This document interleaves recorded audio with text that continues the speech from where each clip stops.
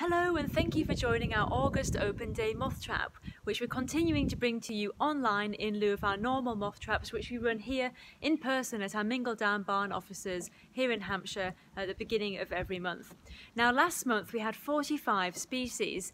Personal highlights for me included some elephant hawk moths, there were small elephants as well, poplar hawk moths and the beautiful and incredibly well camouflaged buff tip, along with the swallow-tailed moth and the beautifully shimmering burnished brass as well. Now last night the weather was quite clear and it was cool, it didn't rain, but this morning the moth trap has been sitting in the sun and has warmed up quite a bit, so whatever we managed to catch overnight will have probably become quite active. So this could be quite interesting as we try to go through this moth trap this morning. We're not sure what we're going to have caught or how active anything is going to be, so bear with us. And bringing this moth trap to you, of course, is our ever fantastic and ever knowledgeable in-house moth expert, Dave Shute. Good morning, Sarah and everyone watching. Here we are for our third moth trap of the summer. And for those of you who are interested in the trap that we use, I can refer you back to the first video that we did where I described the type of trap that we're using. And this morning, unfortunately the sun got on the trap fairly early, so a lot of moths are fairly lively, so we may lose quite a few as we open. But I'm sure some will sit, and there were one or two on the outside of the trap this morning, and one small one I've actually potted up, so we'll be able to see that first before we go into the egg cartons inside. So the one here is one of the more identifiable pugs. There's a lot of pug species. They're tiny little macro moths, but they're very difficult to identify as a rule. They're all rather grey and slightly marked, so they're hard to do. But this one is one of the more obvious ones, and it's called the Lime Speck Pug. And if I can get this open without it flying away, then we might be able to see it. I'll just go in a bit. Oh wow! So it's very obvious because it's a white moth with a couple of black marks. It's very unusual. And are they very common? Yeah, reasonably common, yes. Many of the pugs are difficult to identify, especially if they become worn and they lose their scales, and then they're almost impossible to identify. Okay, so we'll start and all right, let's see how we get on. And here's one going already. But there you go. Okay, so we've got one here.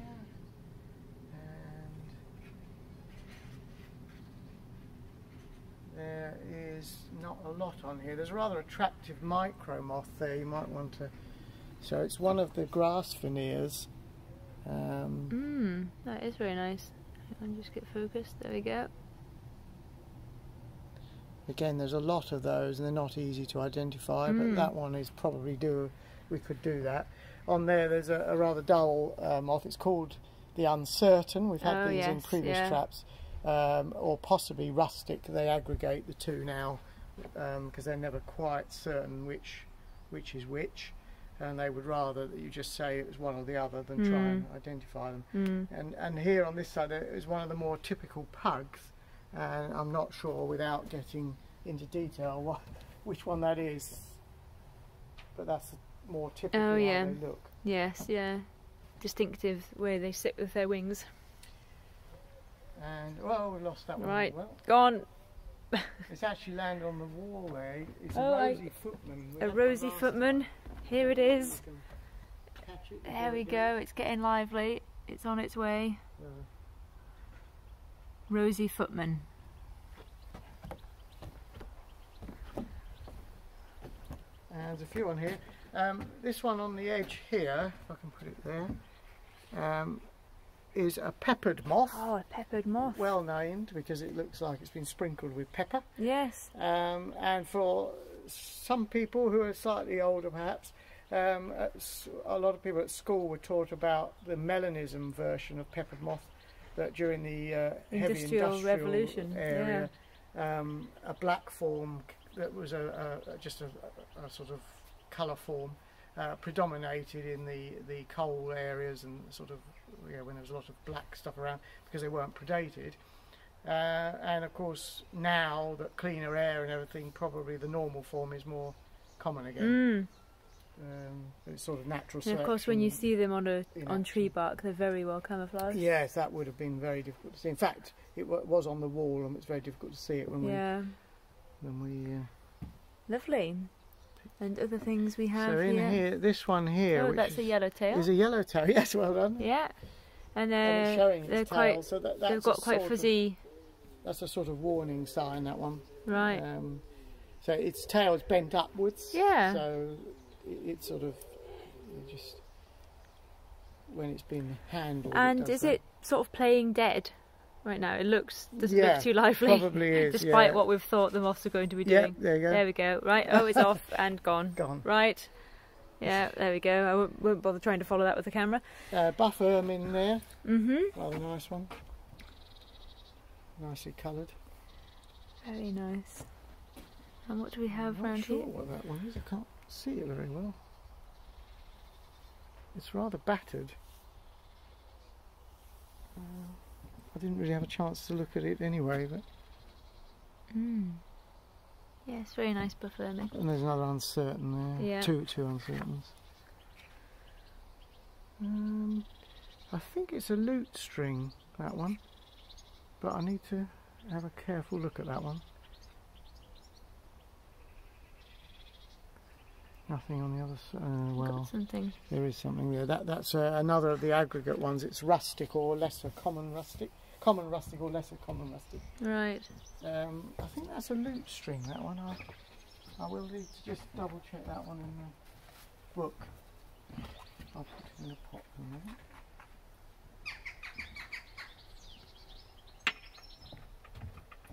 Again, a nice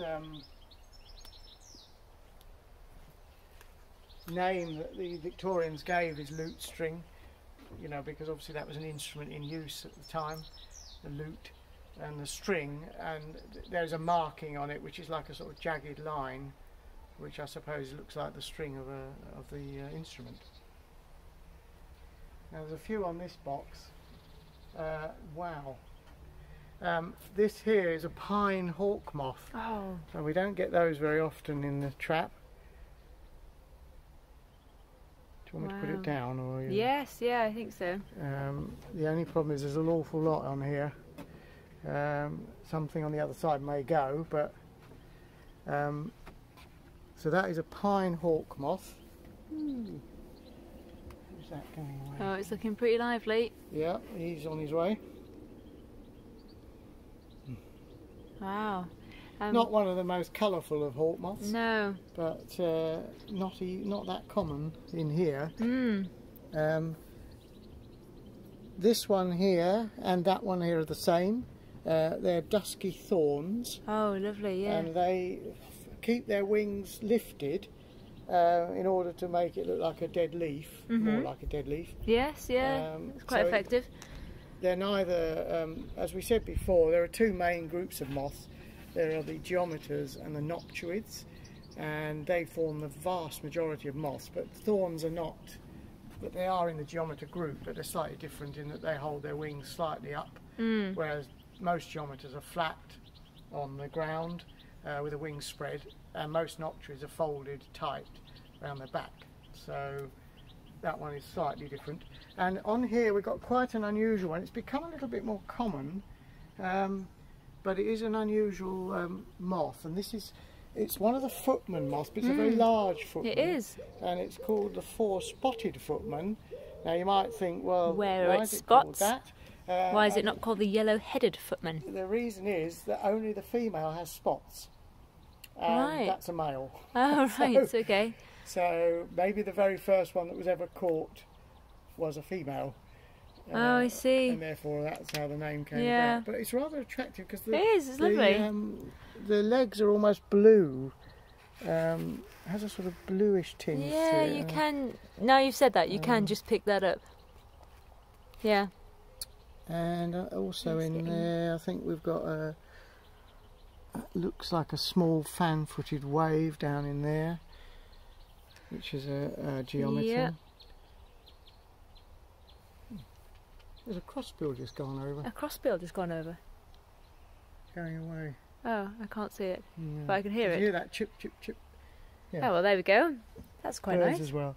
And here's a rather nice one. This is called a black arches. If I can get it to sit. There we go. The pine hawk's about to go. He is about to go, isn't he? That's a very common moth, but very attractive. Yeah, absolutely beautiful. You can just see this pine hawk moth now thinking about heading off. Right. Okay, is that Yeah. the lot on?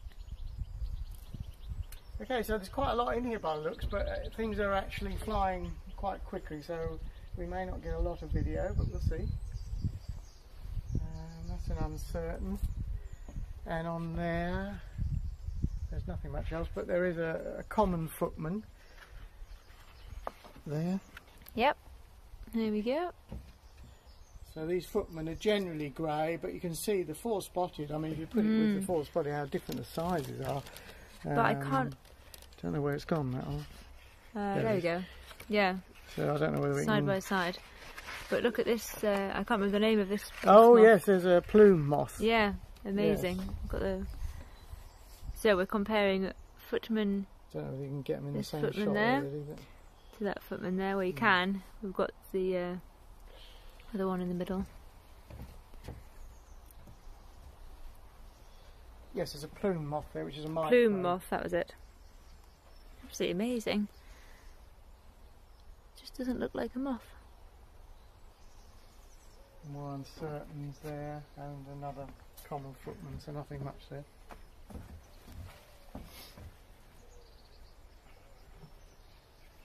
Okay. Another dusky thorn, which we've already seen there. And here's a ruby tiger, and there's another one on the other side. I don't know which is easiest to get at. Probably that. Oh, is it gone? Where's it gone? That's here. No, it's just here. Oh yeah, there you go. It's probably the easier one to get at. A ruby thorn. Ruby tiger. Oh, sorry, ruby tiger. Oh, where's the other one?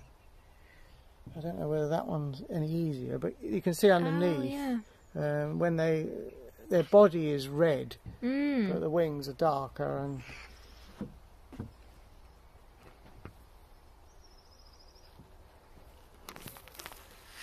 And for tiger moths, it's quite small. They're a group of moths called tigers, and most of them are much bigger than that. And when if it opens its wings, which they don't very often, they are bright red, which is where the name comes from.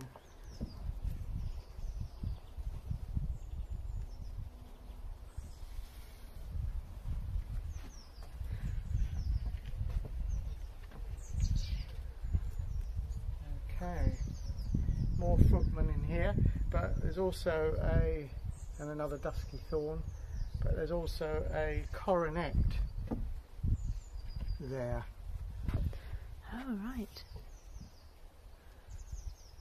And that's supposed to get its name from the fact that down the bottom of the wing there's a shape that looks a bit like a crown. I must admit I struggle to see that, but there's a sort of whitish spot down the bottom end of the wing, which is supposed to have a sort of pointy bit, looks like a crown, but they do vary. So those coronets quite variable, so it may show on some. It's fascinating watching these little moths warm up.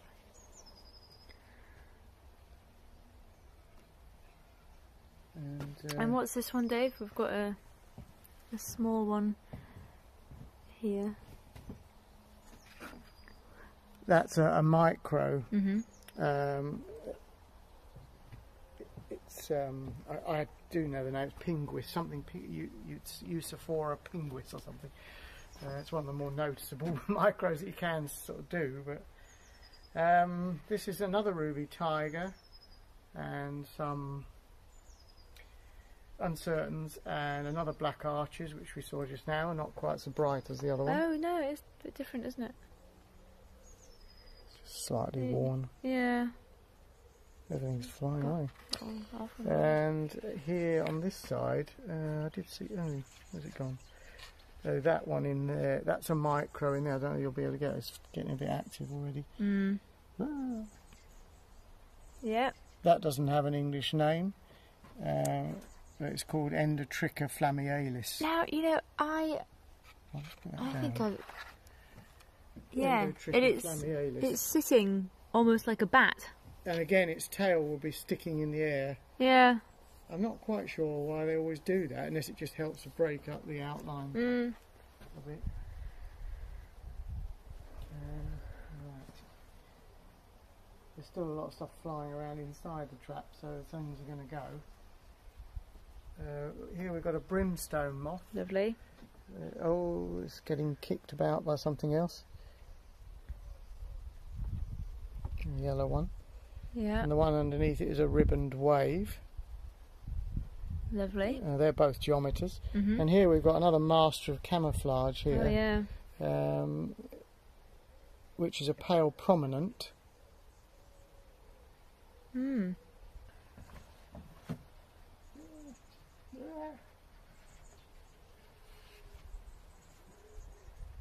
Oh, here's a nice one. If we can get it down there. Oh no! Whoa! That one. Yeah. Oh, yeah. So another nice master of camouflage. That one is called a pebble hook tip. Obvious reasons. Yeah. The wings are hooked over. Yeah. And in there also we've got a smoky wainscot, I think, here. Mm-hmm.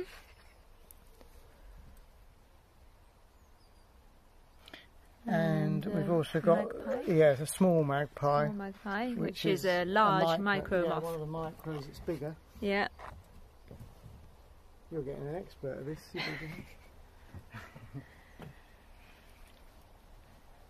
Oops, nothing on that one.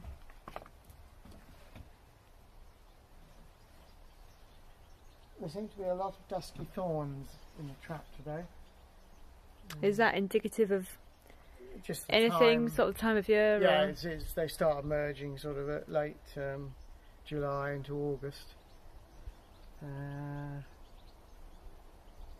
Okay, on there's a nut tree tussock. Right, stand up there. Oh, that's lovely. It's a common moth. It has two broods. So there's a spring brood and then another one now. Mm. There's also a carrion beetle in here. Oh, right. I might have to tip it out. Yeah.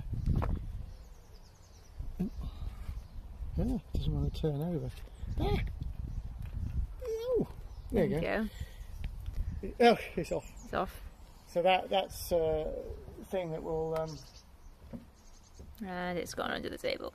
There we attack, corpses of animals and birds, and bury them. Yeah. Oh, and we've got another hawk moth. Oh, hello. So this is a poplar hawk moth. Yes. Put it there. Oh, that is just absolutely stunning. Look Interesting at that. When it's sat next to a little tiny moth. Yeah, you see it just sitting next to these tiny ones. Wow. Absolutely gorgeous. And I love the way those sit. I mean, they're just, again, dead leaf thing, but yeah. just the way they can hold their wings in such an angle.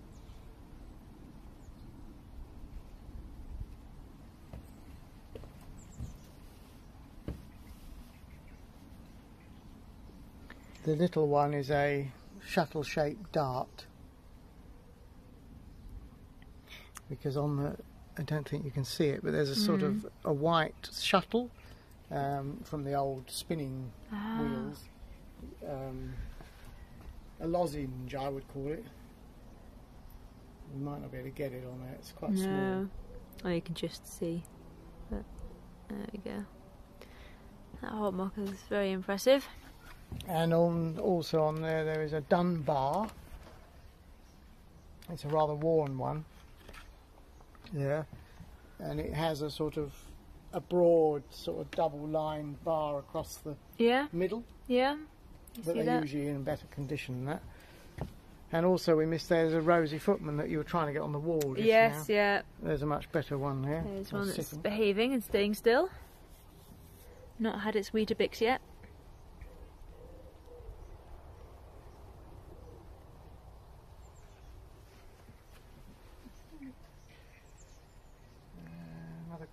Footman, not much else on there. There's another common rustic aggregate.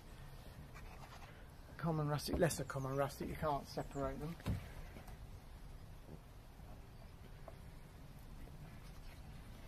And another one, a different colour form, much paler, but we always identify these by this white mark. It's very bright white mark. Size and shape helps, but whereas that other one is completely dark, this one's quite pale, but it's still got that very distinctive kidney mark, they call that. Another uncertain there. That's all.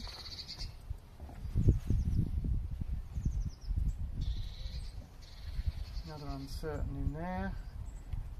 If that one stays, there's a single dotted wave, but I think it's gone. Oh, gone. Gone. I think. Yeah, goner. And some more common rustics and uncertains, and that's all.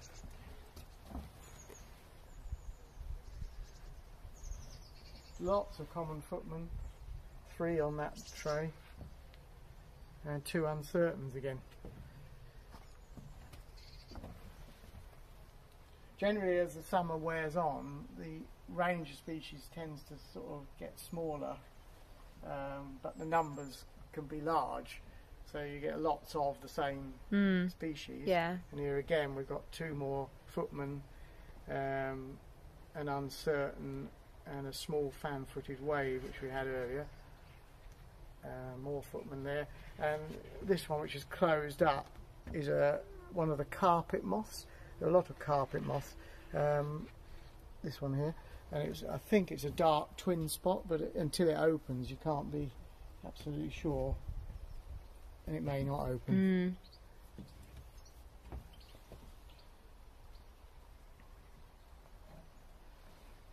Uncertains, rustics. Here we've got a couple of different ones on here, or 3 in fact. This one on here is, let me put it over there, is a Dingy Footman. Oh dear. So not a very nice name. No. It's slightly broader than the common, broader winged than the common, and slightly less bright grey. And then on the other side, that very thin one is a scarce footman. Right. And it always tightly wraps its wings into a very, very sort of thin shape. That's a different one again. And then this big one down in here is another thing. That's a copper underwing. Put it pop it down. Is it going to stay there? Yeah. There we go. So that's a copper underwing. So if it was to open its wings, it would be an orangey colour. Oh yeah, I've seen those before. Now there is a similar species. There's 2 similar species one's called a Svenson's copper, and the other's a copper. And the only way to ID those, they can be done, but you have to look at the underside of the wing. So you'd have to tip it upside down in a clear box and look at the underside. I don't think we're going to bother with that today. And a load of common footmen again, 4 on that tray. And here, this is a slightly confusing one because that is also a Dingy Footman, a colour form. So it's broader winged than the common, but there is this yellow form, yellow beige, as well as the thing. And there's a tiny little yellow micro moth there. Shall I put it down? Yeah. And that is called Agapeta harmana. It's one of the more easily doable ones because it's yellow and marked. There is a sort of slightly similar one, but generally they're easy to do. That's a sort of grassland species.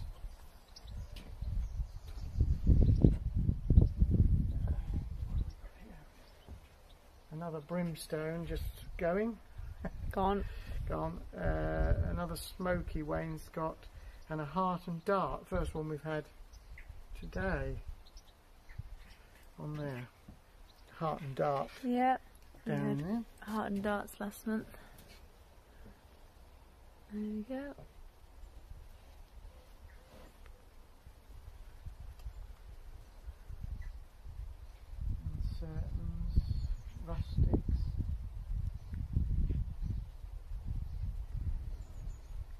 shuttle-shaped dart. Yeah, that's that. Green woodpecker calling over there.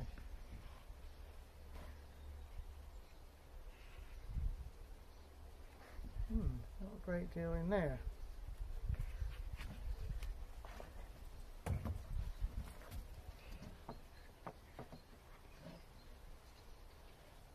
Again, smoky wainscot there. There is a couple more here. In fact, I think I'll do this one first. There's another of those pale prominence there. I mean, they are again a perfect bark imitator. Yeah, it's just incredible, isn't it? They really break up their shape, their outline. They just don't look like a moth at all. No, very long snout as well. Now under here, this one here, it's slightly pink. Can you see that it's a bit pink? Let me put it there. That one's called a rosy rustic. And it's just about coming out now. It's a sort of sign that summer's on the wane a little bit when you start getting things like that. And there's another one here as well, same thing. But also in here there's another rustic, which is the six-striped. Now, I don't know whether you'll get that because it's rather an awkward position. You might do. Have you seen it's got lines? Yeah. There should be 6. I don't know. I've never counted, but there should be 6 sort of black lines down the length of the wings. So that's called a six-striped rustic. Yes, I can count 6. You can. Well, there's quite a few actually, to be honest. We're nearly there actually. Something's happened. One that flew off earlier was a single dotted wave, and that's another one. Oh, yeah. So that large black sort of patch is the single dot towards see. the trailing edge. And I appear to have a ruby tiger climbing up my trousers. Occupational hazard. Right, come along, thank you. Nothing on that one. You can go on you go. There we go.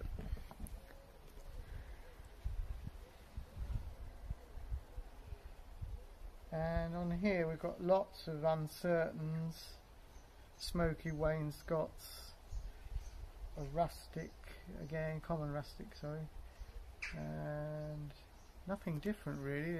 Smoky wainscot there's Footman, all the same sort of things there. Yeah. Now getting quite a good haul.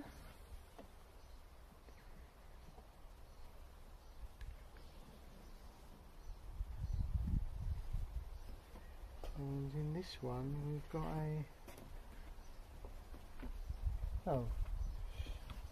there's a scalloped oak there.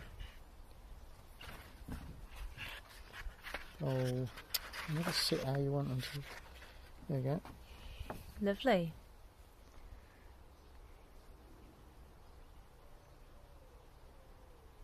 Another yellow tail because the other one flew off. This one's sitting more normal, but you can't see its tail. So they tend to flash that when they're a bit agitated. Yeah. And then underneath there's one of those yellow forms of the Dingy Footman again. Yeah. But also here, this one here is a straw underwing. So we had a copper underwing just now, and this one's a straw underwing. So again, if it was to open up, it would be straw coloured rather than copper coloured. It has slightly more white lines across it, and that's why I can sure of that one. I think that's that on that one. I think we're to the last box. Oops, which I've dropped. And we got, I lost that one, unless it lands on me. It's off. It's off. Another rosy Footman. Yeah. And common rustics again. Lovely.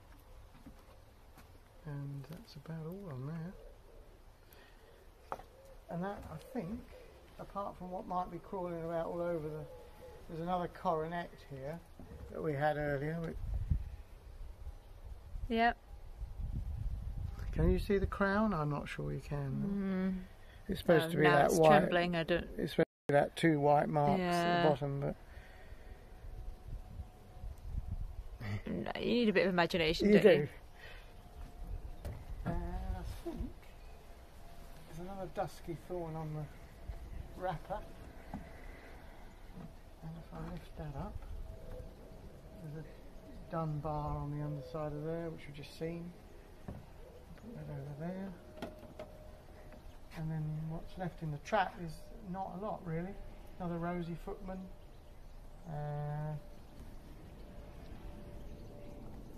Not a lot, really. This one down here is different. It's a double square spot. Can you get in there, or shall I fish him out? This one? Yeah. Yep. It's a double square spot. Unfortunately, that looks to be a gunner. Oh, no, it's not. No, it's not. No, it's plain dead. That one down there is a clouded border. Sorry. Oh, that's quite attractive. There you go. And there's things flying everywhere. Yeah. And anything else nice different in there? Little sheen on it. This one down here is a very common moth. It is a macro. It's called a straw dot, rather appropriately. Yes. Straw coloured with 2 dots. Yeah. And that's another very common grassland species. And that's about it, I think. So Yeah. perhaps not quite the variety that we had last time, but 2 hawk moths are always nice. And some quite newly arrived, newly emerged ones as well, so different. Yeah. Brilliant. And we should also say, Dave, we're going to Hide them away. hide them responsibly. Especially on a sunny day, we need to put them in the shade somewhere where they sit up for the day, and then otherwise the birds would predate them, and we want they'll that. be very carefully put into some nice sheltered shady spots. Unless they've flown off themselves. And thank you very much for joining us, and join us next month for our next virtual open day moth trap.